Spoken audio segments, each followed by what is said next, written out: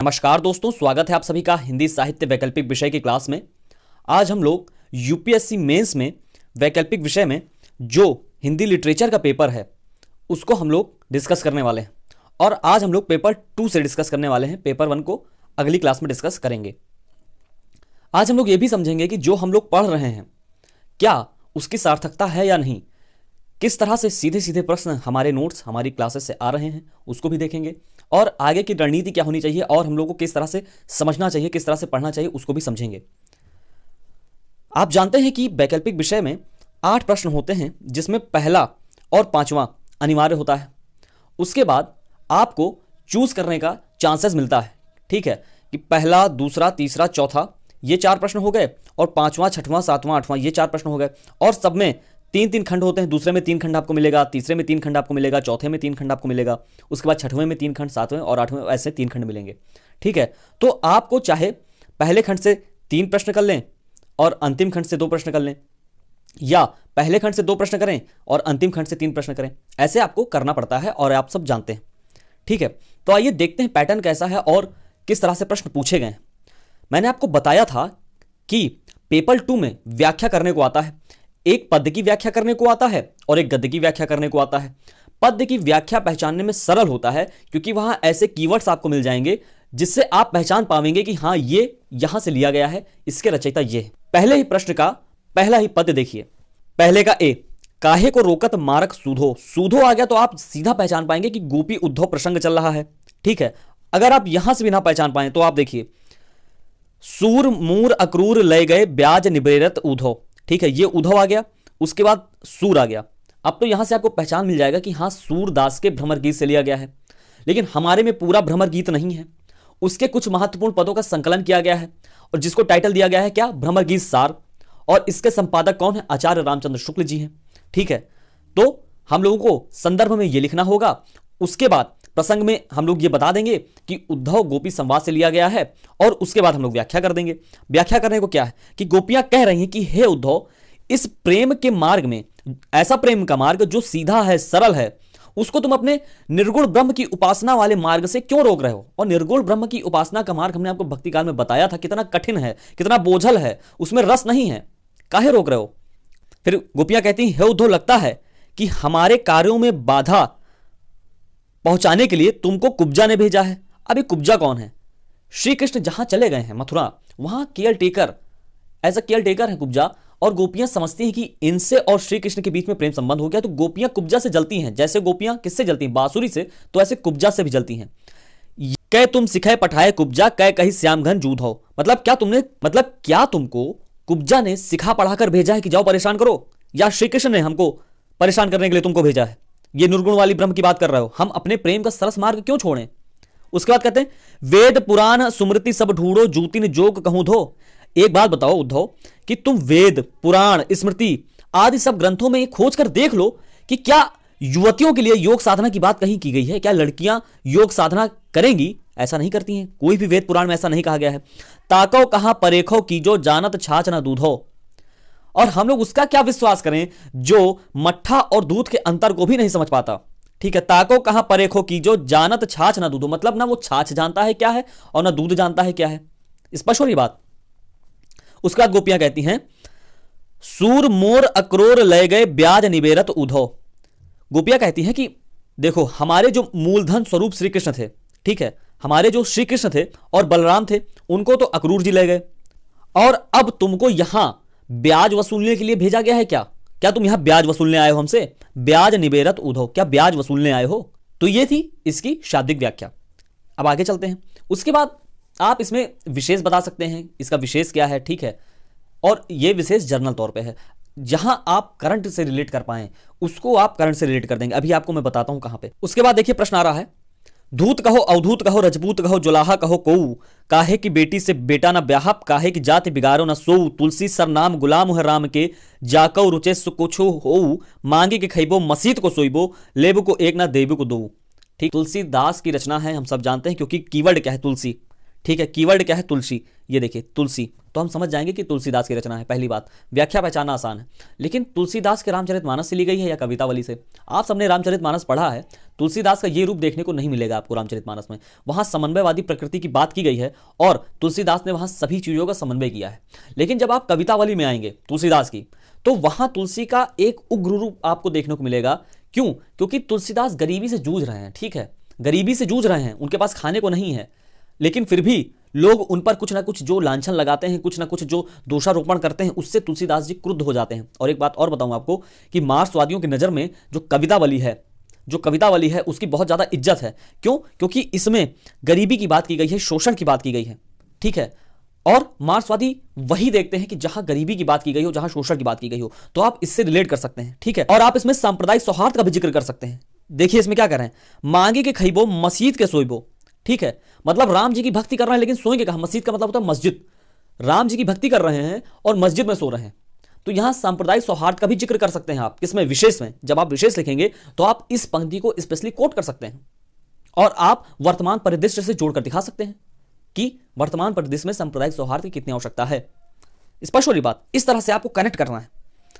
उसके बाद आप देखिए, दुख की पिछली रजनी बीच विकसता सुख का नवल प्रभात, एक पर्दा या झीना नील छिपाए हैं जिसमें सुख गात, जिसमें तुम समझे हो अभिशाप जगत की ज्वालाओं का मूल, ईस का वह रहस्य वरदान कभी मत जाओ इसको भूल। कहां से ले गया है? कमानी से, ठीक है, ये तो इजी है और ये सब कुछ हमारे व्याख्या नोट्स में आपको उपलब्ध होगा ही होगा। उसके बाद आप देखिए, कांपते हुए किसले झरते पराग समुदय। अच्छा, कुछ लोग इसको समझ लिए होंगे कुकुर मुत्ता से लिया जा सकता है, क्योंकि यहां पराग की बात हो गई है। कांपते हुए किसले झरते पराग समुदय, गाते खग नव जीवन परिचय तरु मलय वलय, ज्योति प्रभात स्वर्गीय ज्ञात छवि प्रथम सुये, जानकी नयन कमनीय प्रथम कंपन तुरे। अगर आप ये जानकी नयन वाला कीवर्ड देख लेंगे तो आपको स्पष्ट हो जाएगा कि राम की शक्ति पूजा से लिया गया है, ठीक है। जानकी नयन की बात, जानकी मतलब सीता, सीता के नयनों में कौन बसा है? राम जी बसे हैं, ठीक है। तो आपको स्पष्ट हो जाएगा कि राम की शक्ति पूजा से लिया गया है। राम की शक्ति पूजा किसने लिखी? निराला ने लिखी। अच्छा, मैं कोशिश करूंगा कि आपके पाठ्यक्रम में जो मूल रचनाएं हैं कविता में खासतौर से, उनकी कुछ अर्थों और मूल संवेदनाओं पर बात कर ली जाए ताकि आपको वो मूल रचनाएं समझ में आ पाए, ठीक है। उसके बाद देखिए, सबसे सरल कविता, और मैंने इसको बार बार जिक्र भी किया है यूट्यूब पे जितनी क्लासेस हैं, खासतौर से जहां मैं रगात्मक सत्व की बात करता हूं वहां बात की गई है, जहां मैं साहित्य के महत्व की बात करता हूं वहां मैंने बात की है कि अकाल के बाद बाबा नागार्जुन ने जो लिखा है कि कई दिनों तक चूल्हा रोया चक्की रही उदास, कई दिनों तक कानी कुतिया सोई मेरे पास, ठीक है। मतलब जिन लोगों को हमारी कविता में स्थान नहीं मिल रहा था, कानी कुतिया, चूल्हा, चक्की, इन सबको स्थान नहीं मिल रहा था, सिर्फ और सिर्फ नायिकाओं के केश, नायिकाओं के नाखून, नायिकाओं के गाल, नायिकाओं की आंखें, इन सबको स्थान मिल रहा था। तो उन सभी प्राणियों का जिक्र जिनको स्थान कविता में नहीं मिल पा रहा था, बाबा नागार्जुन ने उन सभी को स्थान दिया है, उन सभी के महत्व को बतलाया है। और आप जब अकाल के बाद का जब अर्थ लिखेंगे तो विशेष तौर पे ये लिखेंगे आप, ठीक है, कि शुक्ल जी ने ऐसी अवस्था को रगात्मक सत्व की अवस्था कहा है। इससे आपके पॉइंट्स, इससे आपके नंबर्स इंक्रीज हो सकते हैं, ठीक है। वर्तमान से जोड़कर दिखाएंगे, वर्तमान से जोड़कर दिखा सकते हैं। 1943 के बंगाल अकाल से भी जोड़कर आप इसको दिखा सकते हैं। तो आप ऐसे अपनी कविताओं को रिलेट कर सकते हैं और विशेष में लिख के ऐसे अंक अर्जित कर सकते हैं। देखिए, लिखेगा तो हर कोई, लेकिन विशेष में अगर आप कुछ इस तरह की बातें लिख सकते हैं जो कॉपी चेकर को अभिप्रेरित करें, तो वो वहां आप अपना मार्क्स इंक्रीज कर सकते हैं। अब चलिए आगे प्रश्नों पर चलते हैं और देखते हैं कि किस तरह से प्रश्न यूपीएससी ने पूछे हैं। कबीर वाणी के डिक्टेटर है, ये प्रश्न तो आना ही आना है, ठीक है, क्योंकि कबीर की भाषा इस तरह की है, पंचमेल खिचड़ी जैसी भाषा है। और यह कथन किसका है? हजारी प्रसाद द्विवेदी का है। शुक्ल जी ने कबीर की जो भाषा है उसमें जो सौंदर्य पक्ष न देखकर उनको किनारे कर दिया, लेकिन हजारी प्रसाद द्विवेदी ने कहा कि ये वाणी के डिक्टेटर हैं, भाषा के बादशाह हैं, भाषा इनके सामने लाचार सी नजर आती है, इनका जो कुछ मन होता है वो भाषा से कहलवा लेते हैं। और ऐसी ऐसी टिप्पणियां जो किसी विशेष आलोचक ने किसी विशेष रचनाकार के ऊपर की हैं, वो बहुत ज्यादा महत्वपूर्ण हो जाती हैं यूपीएससी जैसी परीक्षाओं में, क्योंकि यूपीएससी डायरेक्ट उन्हीं कथनों को दे देता है और आपसे पूछ लेता है, ठीक है। तो आपके लिए ये प्रश्न तो काफी ईजी है, और कबीर पे जो और भी सूक्तियां हैं, जो और भी लोगों ने कहा है, वो भी हम लोग इंक्लूड करके आपको इसमें बता देंगे और आप उन प्रश्नों को अच्छे तरीके से हल कर पाएंगे आने वाले समय में, ठीक है। उसके बाद देखिए, इतिहास और कल्पना का समन्वय प्रश्न पूछा ही पूछा जाएगा। जहां इतिहास और कल्पना समन्वय की बात की गई हो, चाहे आप दिव्या उपन्यास में देखें, वहां भी इतिहास और कल्पना के समन्वय की बात की गई है, ठीक है। जायसी का पद्मावत देखें, वहां भी इतिहास और कल्पना के समन्वय की बात की गई है। और दूसरी बात, साहित्य ऐसा होता ही है कि जहां कल्पना का मसाला डला ही डला हो। अगर कल्पना नहीं होगी तो साहित्य नहीं होगा, वो तो इतिहास हो जाएगा, वो तो गणित की पुस्तक जैसा हो जाएगा। तो कल्पना तो होनी ही चाहिए, ठीक है। कल्पनाशीलता ही होगी तभी तो कोई रचनाकार रचनाकार बन पाता है। अगर कल्पनाशीलता ही ना हो तो कोई रचनाकार रचनाकार नहीं बन पाएगा। तो वही प्रश्न यहां भी पूछा गया है कि जायसी ने इतिहास और कल्पना के सुंदर समन्वय से अत्यंत उत्कर्ष महाकाव्य दिया है। ठीक है, मतलब किस तरह से इसमें इतिहास और कल्पना का सुंदर समन्वय किया गया है उसको बताया गया है। जब हम लोग जायसी के पद्मावत में पढ़ेंगे तो उसमें बहुत विस्तार से बात करने वाले हैं। ठीक है, कामायनी पर भी यह प्रश्न पूछा जा सकता है। स्कंदगुप्त में हम लोगों ने जिक्र कर ही लिया है, जयशंकर प्रसाद के नाटक उसमें हम लोग जिक्र कर ही लिए हैं। ठीक है, और कहां जहां जहां इतिहास और कल्पना के समन्वय की बात होगी वहां यह प्रश्न पूछा जाएगा। दिव्या उपन्यास में भी हम लोगों ने जिक्र कर ही लिया है। क्यों व्यक्ति इतिहास का सहारा लेता है अपनी रचना करने के लिए? क्यों? क्योंकि उसे उपयोगितावादी दृष्टिकोण से वो सहारा लेता है, उसे सहजता हो जाती है। जैसे मैंने आपको बताया है कि मोहन राकेश ने अपने नाटक आषाढ़ के एक दिन में कालिदास जैसे कैरेक्टर को उठा लिया है, और जब वो कालिदास जैसे कैरेक्टर को उठा लेते हैं तो उनके 100-200 पेज इस बात से बच जाते हैं कि कालिदास एक महान कवि हैं। नहीं तो अभी वो कोई साधारण व्यक्ति उठाते, उसको फिर महान कवि बनने तक पूरा विधान रचते, तब जाके वो महान कवि तक पहुंचता, तब जाके वो आगे की कहानी लिखते।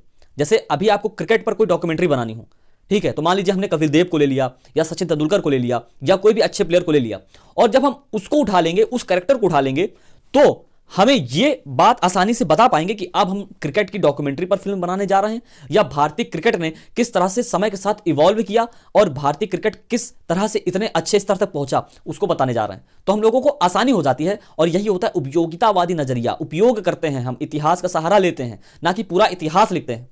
ठीक है, उसके बाद बिहारी ने अन्योक्ति व सूक्तियों के माध्यम से जीवन के सत्य का वर्णन किया है। अगर आप मान लीजिए अन्योक्ति या सूक्ति नहीं आ रही आपको, ठीक है, अभी आप देखिए बिहारी के ऐसे बहुत से दोहे हैं जो जीवन के सत्य को बखान करते हैं। ठीक है, और जो बाय आडंबर है उसका विरोध करते हैं, जैसे जप माला छापा तिलक।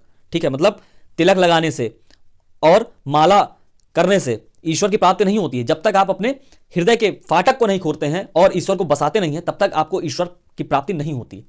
या अनुराग चित्त की गति समझे नहीं कोई, जो जो बूढ़े श्याम रंग त्यों त्यों उज्जवल हुए। बिहारी को हम लोग सिर्फ सिंगार रस के उसमें पढ़ते हैं, ठीक है, कि बिहारी ने सिंगार रस पर क्या क्या लिखा है, लेकिन बिहारी का जो नीति के दोहे हैं वो जब आप पढ़ेंगे तो उसमें आपके जीवन के कई सत्य सॉल्व हो सकते हैं। उसके बाद अज्ञेय द्वारा रचित कविता असाध्य वीणा की मूल संवेदना स्पष्ट कीजिए। बिल्कुल सीधा प्रश्न है, और जब हम लोग असाध्य वीणा पढ़ेंगे तो उसमें हम लोग बिल्कुल इस पर बात करने वाले हैं। देखिए असाध्य वीणा की मूल संवेदना क्या है उसको हम लोग समझ लेते हैं। देखिए जो असाध्य वीणा कविता है वो मूलतः सृजन तत्व पर आधारित कविता है। ठीक है, सृजन तत्व का मतलब क्या होता है कि आप किसी भी चीज को कैसे उत्पादित कर सकते हैं, कैसे बना सकते हैं, उसकी सर्जना कैसे कर सकते हैं, उसको क्रिएट कैसे कर सकते हैं, ये होता है सृजन तत्व। और मूलतः 4 बातों पर फोकस किया गया है। ठीक है, कि आपकी एलिजिबिलिटी क्या है, अगर आप एलिजिबल हैं तभी उस चीज को सर्जित कर पाएंगे, तभी उस चीज को आप क्रिएट कर पाएंगे। जैसे असाध्य वीणा, वो वीणा जिसको बहुत लोग साध ही नहीं पाए, इसलिए उसका नाम असाध्य वीणा रखा गया, लेकिन प्रियंबद ने उस वीणा को साधा। ठीक है, प्रियंबद ने उस वीणा को साधा, उस वीणा से धुन उत्पन्न की। क्यों? क्योंकि प्रियंबद के पास वो एलिजिबिलिटी थी, वो अर्हता थी, जिसके कारण वो धुन उत्पन्न कर पाए। फिर उसका स्वरूप कैसा होता है, ठीक है, उस तत्व का स्वरूप कैसा होगा, जो सर्जित होगा, जो क्रिएट होगा, उसका स्वरूप क्या होगा, और जब वो क्रिएट हो जाएगा तो उसका प्रभाव क्या होगा, वो किस तरह से सभी लोगों को प्रभावित करेगा जब हम उस चीज को क्रिएट करेंगे। ठीक है, जैसे असाध्य वीणा की धुन सुनकर सभी लोग अपने अपने अनुसार तर जाते हैं और अपने अपने कामों में संलग्न हो जाते हैं। जो कुछ क्रिएट होता है उसका प्रभाव सभी पर अलग अलग होता है। आगे यही बताना चाह रहे हैं, इसमें एक पंक्ति आएगी कि डूब गए सब एक साथ, सब अलग अलग एकाकी पार तिरे। मतलब वीणा को सुनकर तो सब एक साथ डूबे, लेकिन लोग जो पार तिरेंगे, लोगों पर जो प्रभाव होगा वो उनकी उनकी योग्यता के अनुसार होगा। जैसे मैं आपके लिए मोहम्मद रफी का कोई गाना बजा देता हूं, किशोर कुमार का कोई गाना बजा देता हूं और सभी लोग सुन रहे हैं, हो सकता है डूब सब एक साथ जाएं, लेकिन उस गीत का प्रभाव सभी पर अलग अलग होगा, सभी की योग्यता के अनुसार होगा। कौन संगीत की डेप्थ को समझता है, जो ज्यादा समझेगा वो उस गीत को ज्यादा समझ पाएगा। अगले प्रश्न पर चलते हैं कि गुप्त जी ने भारत भारती के माध्यम से न सिर्फ अतीत के गौरव का गान किया है बल्कि वर्तमान को भी झकझोरा है। देखिए मैंने आपको सांस्कृतिक राष्ट्रवाद का कंसेप्ट बताया है। सांस्कृतिक राष्ट्रवाद का मतलब यह होता है कि जब हम अपने कल्चर का बखान करें और अपने एंशियंट टाइम का बखान करें कि देखिए हम एंशियंट टाइम में इतने अच्छे थे और आज हम क्या से क्या हो गए हैं। इसी की वकालत तिलक जी ने की थी स्वतंत्रता संघर्ष के दौरान, और वही कार्य साहित्य में गुप्त जी ने किया है, राष्ट्रकवि मैथिली शरण गुप्त जी ने किया है अपने साहित्य के माध्यम से, अपनी कविताओं के माध्यम से। प्रश्न का फॉर्मेट देखिए, 2 चीज पूछा है, दोनों को तोड़कर लिख देंगे, आपका उत्तर कंप्लीट हो जाएगा। देखिए ना सिर्फ अतीत के गौरव का गान किया है, मतलब इसमें आपको बताना है कि पहले अतीत के गौरव का गान भी किया है। अब आपको एक आध एग्जाम्पल लिख देना है कि किस तरह से अतीत के गौरव का विश्लेषण किया है, अतीत के गौरव का गान किया है। ठीक है, जैसे भारत विश्व के सभी देशों से अधिक विकसित था। उस बात को बतलाते हुए गुप्त जी कहते हैं कि संपूर्ण देशों से अधिक किस देश का उत्कर्ष है, उसका की जो ऋषि भूमि है वह कौन, भारतवर्ष है। इसमें तो इतना कुछ लिखा है कि भारतवर्ष में पैदा होने के लिए देवताओं के बीच में लड़ाई चलती है कि हम जाएंगे भारतवर्ष में पैदा होने, हम जाएंगे भारतवर्ष में पैदा होने। गुप्त जी कहते हैं कि संसार को पहले हम ही ने ज्ञान, शिक्षा, दान की, आचार की, व्यापार की, व्यवहार की, विज्ञान की, मतलब संसार को सबसे पहले हम ही ने सब कुछ दिया है। किस तरह से हमारा आचार विचार होना चाहिए, किस तरह से हमारा आचरण होना चाहिए, किस तरह से हमें व्यापार करना चाहिए, किस तरह से हमें ट्रेड करना चाहिए, किस तरह से हमें व्यवहार करना चाहिए, किस तरह से हम विज्ञान की तरक्की करें। आर्यभट्ट ने शून्य की खोज की, और भी सुश्रुत ने किस तरह से प्लास्टिक सर्जरी की खोज की, किस तरह से चरक संहिता का विकास हुआ, ये सब हमने ही तो दिया है। उसके बाद वर्तमान का विश्लेषण भी करते हैं, वर्तमान में जो समस्याएं हैं उसको भी दिखाते हैं और वो समस्याएं क्यों हैं वो भी बताते हैं। ठीक है, कि उस समय आप देखिए 1921-22 की रचना है और अंग्रेज किस तरह से फूट डालो राज करो की नीति अपना रहे थे, किस तरह से देश को लूट रहे थे, किस तरह से भारत में ड्रेन ऑफ वेल्थ हो रहा था, उन सभी को बताया है यहां गुप्त जी ने भी अपनी इस रचना में। और कहते हैं कि जो देश कच्चा माल ही उत्पन्न करके शांत है, मतलब भारत हमारा सिर्फ कच्चा माल उत्पन्न करके शांत है, जो देश कच्चा माल ही उत्पन्न करके शांत है उसका पतन एकांत है, सिद्धांत यह निभ्रांत है, मतलब उसका पतन होना निश्चित ही निश्चित है। देखिए भारत के पतन के और क्या क्या कारण हैं, भारत की आर्थिक स्थिति के खराब होने के और क्या क्या कारण हैं उसको भी बताया है कि आती विदेशों से यहां सब वस्तुएं व्यवहार की, धन धान्य जाता है यहां से यह दशा व्यापार की, मतलब सभी वस्तुएं जो हम यूज करते हैं वो सभी विदेशों से आती हैं और हमारा धन जो है विदेश चला जाता है, हमारा जो वेल्थ है वो ड्रेन हो जाती है विदेशों की तरफ। जो वस्तु देखो made in England, Italy, Germany, Japan, France, America व अन्य देशों की बनी, मतलब हमारे भारत की कोई वस्तु बनी नहीं है जो हम अपने व्यवहार में यूज करते हैं, या तो वो अमेरिका की बनी होती है, ठीक है, या तो वो इंग्लैंड की बनी होती है, या इटली की, या जर्मनी की, या जापान की। और देखिए क्या कह रहे हैं कि हमारी आक्रामकता कहीं ना कहीं इसके पीछे मूल कारण है। ठीक है, हमारे अंदर जो एंटरप्रेन्योरशिप स्किल डेवलप नहीं हो पा रही, हम रिस्क नहीं ले सकते हैं, हमें सिर्फ चाहिए आराम, ठीक है, वो भी कहीं ना कहीं भारत के पीछे रह जाने का एक प्रबल कारण है। गुप्त जी कहते हैं होकर सजीव मनुष्य हम निर्जीव से हैं सो रहे, होकर सजीव मनुष्य हम निर्जीव से हैं हो रहे, घर में लगाकर आग अपने बेखबर हैं सो रहे। ठीक है, तो हम लोग सो रहे हैं अपने घर में आग लगाकर। और कहीं ना कहीं जब आप अतीत के गौरव का गान आप भारतेंदु हरिश्चंद्र के नाटक भारत दुर्दशा से भी अटैच कर सकते हैं, ठीक है, उसको भी लिंक कर सकते हैं। यहां वहां भी भारतेंदु जी कह रहे हैं कि सबके पहले जही ईश्वर धन बल दीनो, सबके पहले जही ईश्वर सब विदाता कीनो, मतलब सबसे पहले भारतवर्ष को धन मिला, बल मिला, भारतवर्ष में सबसे पहले सभ्यता आई, सिंधु घाटी सभ्यता, उसका जिक्र भारतेंदु अपने नाटक में कर रहे हैं और उसी को लिंक यहां कर सकते हैं आप। उसके बाद तीसरे का सी देखिए कि दिनकर युग चेता कवि हैं, कुरुक्षेत्र से उदाहरण देते हुए इस कथन की सत्यता प्रमाणित करिए। कुरुक्षेत्र 1945-46 में लिखी जा रही है, द्वितीय विश्व युद्ध अपने चरम पर है, मानव मर रहे हैं, कट रहे हैं, जल रहे हैं। अब दिनकर कैसे शांत बैठ सकते हैं?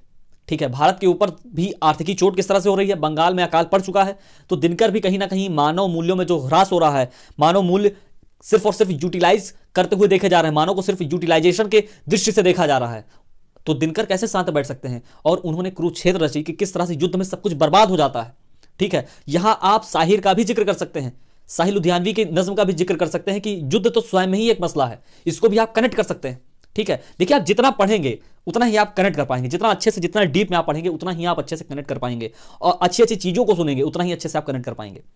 ठीक है, तो दिनकर की चेतना क्या है? राष्ट्र के प्रति गौरव की भावना, राष्ट्र के प्रति काम करने की इच्छा की भावना जगाना, दिनकर की चेतना यह है। लेकिन साथ ही साथ विश्व का उत्कर्ष और विश्व में शांति स्थापित हो, यह भी दिनकर चाहते हैं, और इसलिए वो इस चेतना से अपने काव्य के माध्यम से सभी को भर देना चाहते हैं, इसलिए दिनकर युग चेता कवि हैं। चौथे का ए देखिए कि कमायनी का गौरव उसके युग बोध, परिपुष्ट चिंतन, महत उद्देश्य और प्रौढ़ शिल्प में निहित है। युग बोध, परिपुष्ट चिंतन, महत उद्देश्य, प्रौढ़ शिल्प, ये 4 पॉइंट हैं। इन्हीं चारों पॉइंट पे आपको उत्तर लिखना है। 5-5 नंबर सभी पॉइंट के लिए दिए गए हैं। ठीक है, 20 नंबर का है।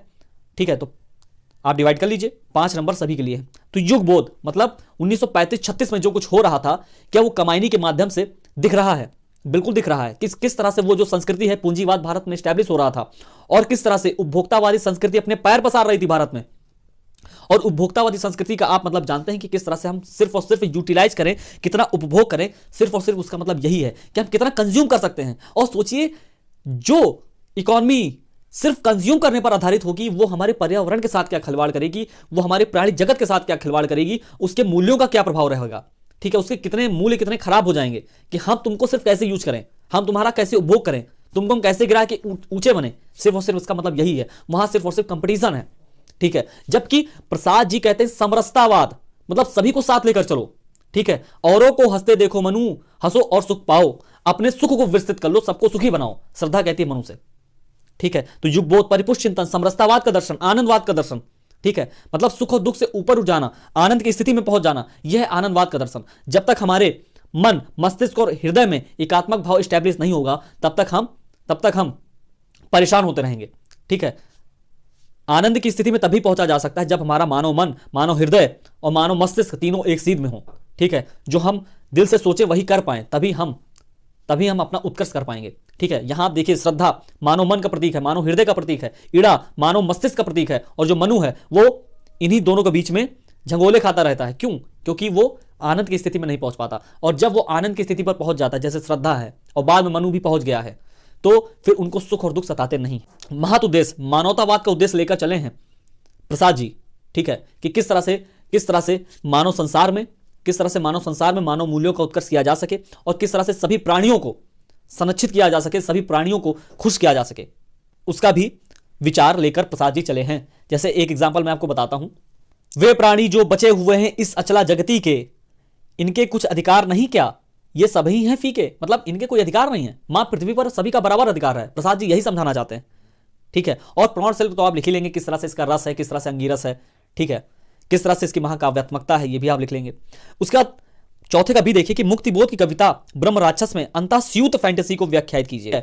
अंतःस्यूत फैंटेसी का मतलब है कि किस तरह से फैंटेसी इस कविता में मुक्तिबोध ने डाली। अब फैंटेसी का मतलब यह देखिए कि जो कुछ हम अपने व्यवहारिक जगत में नहीं कर पाते, वो सब कुछ हम अपने सपने के माध्यम से करते हैं। देखिए, व्यवहार में या सच्चाई में हमारे पास वो चीज नहीं है, लेकिन हम अगर अपने सपने में वो चीज अपने पास पाते हैं, तो यही होता है फैंटेसी, ठीक है। फैंटेसी शिल्प का इस्तेमाल मुक्तिबोध ने अपने काव्य में बहुत अच्छे से किया है। एक बात मैं और बता दूं आपको कि मुक्तिबोध समाजवादी या मार्क्सवादी कवि हैं, लेकिन मार्क्सवाद ये सभी शिल्पों का खंडन करता है और कहता है भैया अपनी बात सीधे सीधे कहो, ताकि मजदूरों को समझ में आए, वो एकजुट हो सकें और क्रांति कर सकें। वो किसी शिल्प का कोई बहुत बढ़ा चढ़ाकर बात करने को नहीं कहता, बिल्कुल सीधा सरल शब्दों में लिखा होना चाहिए। और मुक्तिबोध बहुत कठिन कवि हैं, बहुत जल्दी समझ में नहीं आते हैं, ठीक है। उनके आप ब्रह्म राक्षस पढ़ेंगे, वो कविता जल्दी समझ में आएगी नहीं। और मुक्तिबोध का सारा साहित्य सिर्फ और सिर्फ 4 शब्दों से बयां किया जा सकता है, वो है मध्यवर्गीय बुद्धिजीवी का उत्तरदायित्व, या मध्यवर्गीय बुद्धिजीवी का आत्मसंघर्ष।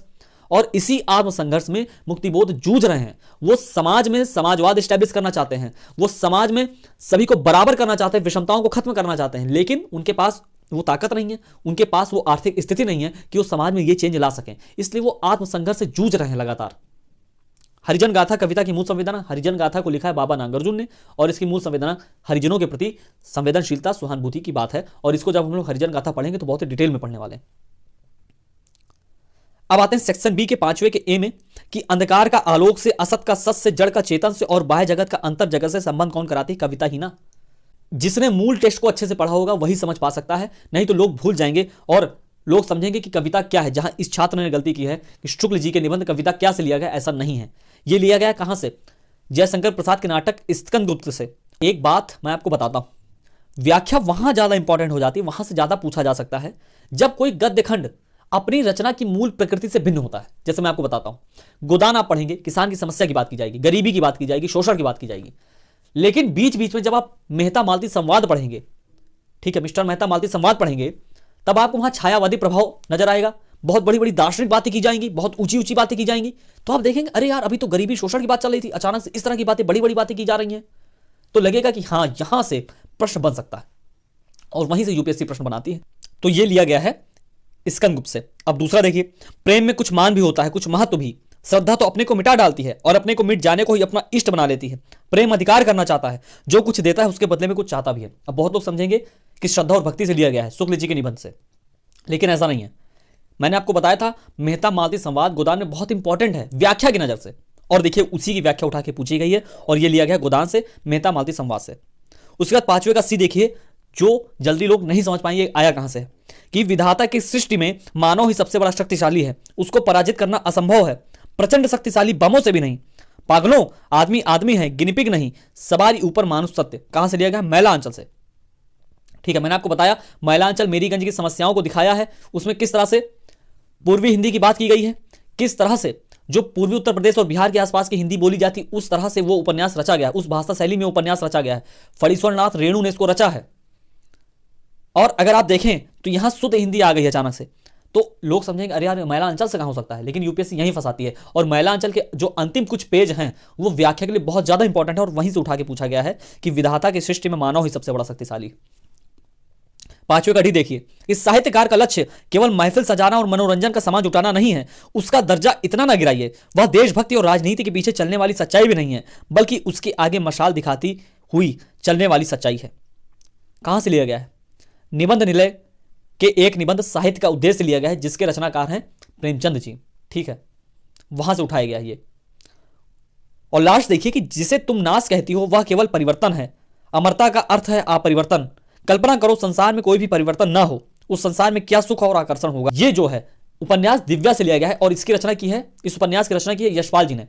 और ये मारिस रत्न प्रभा से कह रहा है, और मारिस चारवाक दर्शन का प्रतिनिधि है इस उपन्यास में। चारवाक दर्शन भारत के 9 दर्शन है, जिसमें 3 दर्शक नास्तिक माने गए हैं, और खासतौर से जो चारवाक दर्शन है वो मेटेरियलिज्म की बात करता है, भौतिकतावाद की बात करता है। ठीक है, मतलब कि तुम इस भौतिक सुखों में डूब जाओ, भोग विलास करो, जिंदगी एक ही मिली है, जिंदगी दोबारा नहीं मिलेगी। और इसी की जो प्रतिनिधि है वो है मारिस। उसके बाद प्रश्न देखते हैं, प्रश्न संख्या 6। गोदान के पात्र व्यष्टिपरक ना होकर वर्ग के प्रतिनिधि के रूप में आते हैं। अब देखिए, अगर आपको व्यष्टिपरक का मतलब नहीं समझ में आएगा ना, तो आप फिर ये प्रश्न कर नहीं पाएंगे, लेकिन अगर आप अपना दिमाग लड़ाएंगे हो सकता है आपको समझ में आ जाए। ठीक है, आप देखिए यहां 2 विरोधी बातें चल रही। व्यष्टिपरक ना होकर वर्ग के प्रतिनिधि के रूप में आते हैं। अच्छा, इसका तो मतलब आपको समझ में आ रहा है ना कि वर्ग के प्रतिनिधि के रूप में आ रहे हैं, तो व्यष्टिपरक का मतलब भी कहीं ना कहीं आप अंदाजा लगा सकते हैं कि ये शायद इंडिविजुअल की बात कर रहा है, क्योंकि वर्ग का प्रतिनिधि जैसे गरीब वर्ग हो गया, या वंचित वर्ग हो गया, या दलित वर्ग हो गया, उसका प्रतिनिधि गोदान में मान लीजिए सिलिया है, या सिलिया का परिवार है। ठीक है, उसके बाद मान लीजिए शोषण वर्ग के विरोधी का प्रतिनिधि हो गया कौन सा? गोवर्धन, होरी का बेटा। होरी तो वो है जो जड़ प्रकृति में विश्वास करता है, भाग्यवादी प्रकृति में विश्वास करता है, यथा स्थितिवादी है, उसे लगता है कि यार ये जो कुछ मेरे साथ हो रहा है, जो अन्याय मेरे साथ हो रहा है, वो सब मेरे भाग्यों का परिणाम है, वो सब मेरे कर्म फल का परिणाम है, कर्मों का फल है मेरे। ठीक है, लेकिन गोवर्धन समझता है सच्चाई क्या है, कि ये मेरे पिताजी के साथ किस तरह से शोषण किया जा रहा है। ठीक है, वो इस चीज को समझता है, किस तरह से जमींदार वर्ग शोषण करता है। ठीक है, और आप देखेंगे कि कोई ना कोई चरित्र किसी ना किसी के वर्ग का प्रतिनिधित्व कर रहा है। जैसे आप सिलिया को ही देखिए, जिस दौर में गोदान प्रकाशित हुआ वो 1935-36 का दौर है, लेकिन गोदान लिखना तो शुरू हो गया होगा 33 या 32 में ही। और उस समय अगर आप देखें ध्यान से तो स्वतंत्रता संग्राम का दौर चल रहा है, गांधीवादी मूल्यों का अवसान हो रहा है, गांधीवादी मूल्यों का प्रभाव कम हो रहा है, और डॉक्टर अंबेडकर का उदय हो रहा है। और डॉक्टर अंबेडकर के उदय होने के साथ साथ समाज में दलित चेतना का उभार हो रहा है, मतलब दलितों के प्रति संवेदनशील नजरिया अब पुष्ट हो रहा है, और वो सब प्रभाव साहित्य में भी देखने को मिलता है। और सिलिया के माध्यम से वो दिखाने की कोशिश की गई है, दलित चेतना के उभार की कोशिश की गई है। और मुंशी जी ने अपनी कहानी सदगति में भी ये दिखाने की कोशिश की गई है, तो उस चीज को भी आप यहां से लिंक कर सकते हैं। छठे का भी देखिए कि रामचंद्र शुक्ल के निबंधों में बुद्धि तत्व और हृदय की अनुभूति का सुंदर समन्वय हुआ है, इस कथन की विवेचना कीजिए।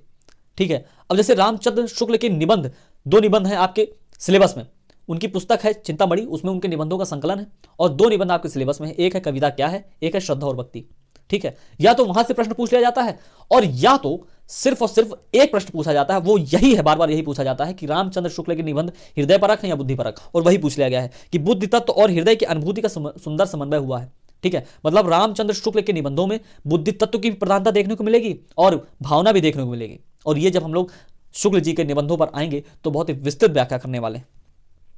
उसके बाद देखिए नोट से सीधा उठा के दे दिया है कि छठे कसी महाभोज उपन्यास के नामकरण की सार्थकता पर विचार कीजिए। ये देखिए कि किसी रचना का सर्वश्रेष्ठ नाम वह होता है जो लेखक लेखिका के प्रतिपाद्य को गहराई से व्यक्त करता हो, जो पाठक के भीतर जिज्ञासा उत्पन्न करता हो और यथासंभव संक्षिप्त व सारगर्भित हो। मन्नू भंडारी ने अपने छोटे से उपन्यास में तत्कालीन राजनीति और सामाजिक स्थितियों से उभरने वाली निराशा का संश्लिष्ट चित्र प्रस्तुत किया और उसे बेहद अर्थव्यंजक नाम महाभोज दिया है। ठीक है, तो ये आपको पूरा नोट से मिल जाएगा। और ये नामकरण वाले प्रश्न अक्सर पूछे जाते हैं, जैसे कहानी का एक पुस्तक है आपके सिलेबस में, वो है एक दुनिया समानांतर। ठीक है, उसमें महत्वपूर्ण कहानीकारों की कुछ कहानियां संकलित की गई हैं। अब एक दुनिया समानांतर अपने आप में ही अजीब लग रहा है, ये कैसा नाम है, इसका अर्थ क्या हो सकता है? महाभोज, मैलांचल, रेणु ने मैलांचल नाम क्यों रखा? ठीक है, मोहन राकेश ने आषाढ़ के एक दिन नाम क्यों रखा? ठीक है, तो इस तरह का नामकरण वाला प्रश्न आता है और आपको इसके लिए तैयार होना चाहिए। उसका 7वें का ए देखिए आप, भारत दुर्दशा अतीत गौरव की चमकदार स्मृति है, आंसू भरा वर्तमान है और भविष्य निर्माण की भव्य प्रेरणा है। बहुत ही शानदार प्रश्न पूछा गया है।